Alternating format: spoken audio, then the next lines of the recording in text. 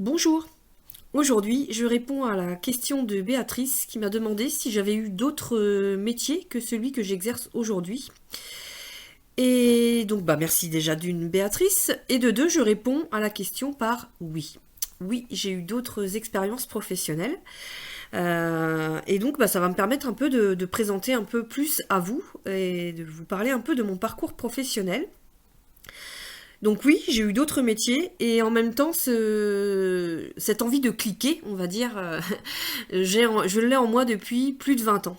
En fait, parce que il y a donc plus de 20 ans, oui, j'ai découvert le milieu des industries graphiques et de l'imprimerie et le métier d'opératrice PAO, qui est l'opérateur publication assisté par ordinateur qui correspond au métier d'infographiste.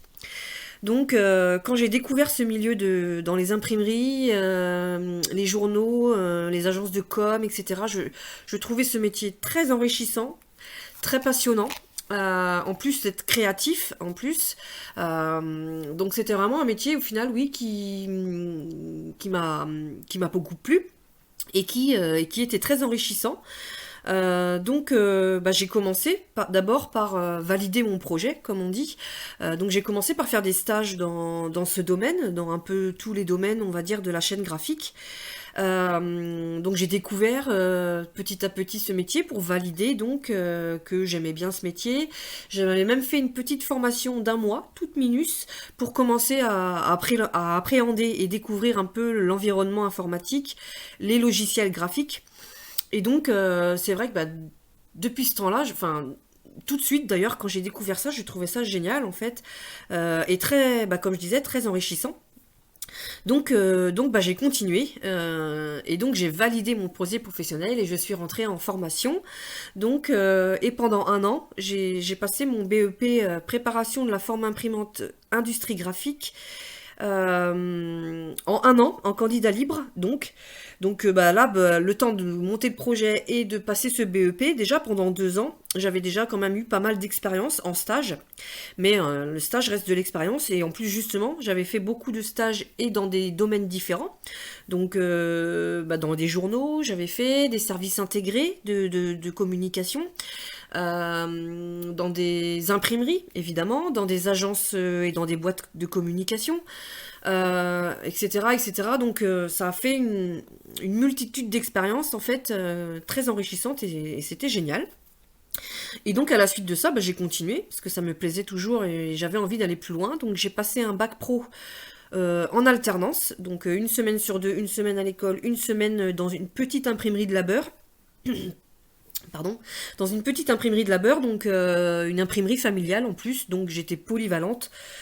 Donc en plus de faire de la mise en page, d'affiches, qu'est-ce que je faisais d'ailleurs dans cette entreprise? Des affiches, des dépliants, des encarts publicitaires, des faire-part aussi beaucoup, des petits livrets, on va dire, pour des événements en fait. Voilà, vraiment un métier polyvalent parce qu'en plus, vu que c'était une petite boîte, je faisais aussi des fois de l'impression, je faisais de la finition, donc on découvre, j'ai découvert la chaîne graphique en fait de A à Z à l'époque, et j'ai travaillé vraiment de A à Z dans la chaîne graphique à l'époque. Et à la suite de ça, je suis rentrée dans une maison d'édition de livres informatiques assez connue à Nantes. Et j'étais justement pas au début de la chaîne graphique. Et je me suis retrouvée en finition. Donc j'étais à l'opposé de la chaîne. J'étais pas en pré-presse et j'étais en finition. Donc je préparais les commandes de livres spiralés, carré-collés, etc. Enfin, la préparation de commandes en fait. Préparatrice de commandes voilà. Donc c'était très sympa d'ailleurs cette entreprise, mais c'était un CDD. Enfin, j'ai cumulé plusieurs CDD pendant un an et demi dans cette boîte. En fait, à la suite de ça, j'ai complètement fait autre chose. J'étais plus du tout dans l'impression ou dans la presse ou etc. Je suis partie en chauffeur-livreur, en messagerie express. Donc métier complètement différent et qui s'éloigne, oui, de mon domaine de prédilection.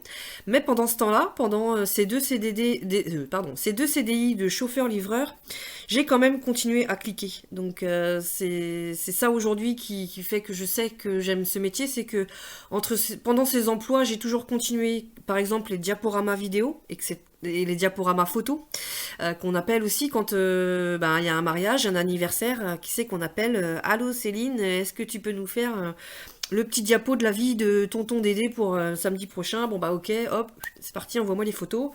Donc on appelle toujours Bibi, quoi, pour le faire. Mais j'adore ça et tout le monde sait que je prends plaisir à le faire en fait.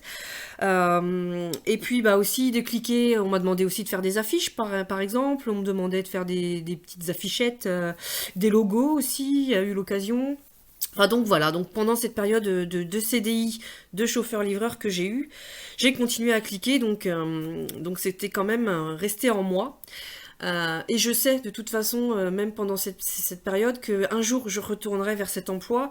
C'est que j'ai toujours eu plaisir de créer, mise en page, etc. Le goût pour l'image, j'ai toujours aimé ça et je savais que je retournerais dans ce milieu-là. Par exemple, entre mes deux CDI de chauffeur-livreur, par exemple, j'avais aussi commencé déjà à réentamer un peu, à remettre le pied dans cette reconversion encore, on va dire, oui. J'avais déjà remis le pied, j'avais refait un stage, j'avais déjà recommencé à me dire je retournerais vers le métier d'infographiste en fait à l'époque, parce que je ne pensais pas encore design web, etc. Donc j'avais quand même encore toujours ça en moi, cette envie d'y retourner, et oui, intérieurement, je le savais. Et donc, en 2000, c'est peut-être pas 2016, mais 2017, me semble-t-il, si je dis pas de bêtises, et ben là, j'ai décidé vraiment de retourner dans ce métier. Je veux être infographiste et aujourd'hui designer web, puisque je me suis reformée, donc je me suis relancée dans la formation de création de sites internet pour compléter mes compétences que j'avais déjà dans l'imprimerie, pour aussi me remettre à jour, je pourrais même dire me remettre à la page, du coup, pour le petit jeu de mots, pour me réapprovisionner, enfin me réapprivoiser un peu au logiciel graphique, même si j'en faisais toujours, on va dire personnellement pour moi et mes proches. Bon, ça remet toujours quand même le pied un peu dedans le milieu professionnel, donc c'est pas pareil une formation non plus que de cliquer comme ça pour plaisir, on va dire. Et en plus de compléter par le milieu du numérique et donc du design web. Là aujourd'hui, ouais, création de sites web et de communication visuelle. Je sais que je me trompe pas parce que c'est vraiment un métier passion, j'adore ça, c'est créatif. En plus, aujourd'hui d'avoir ce complément de numérique, c'est vraiment très enrichissant en plus.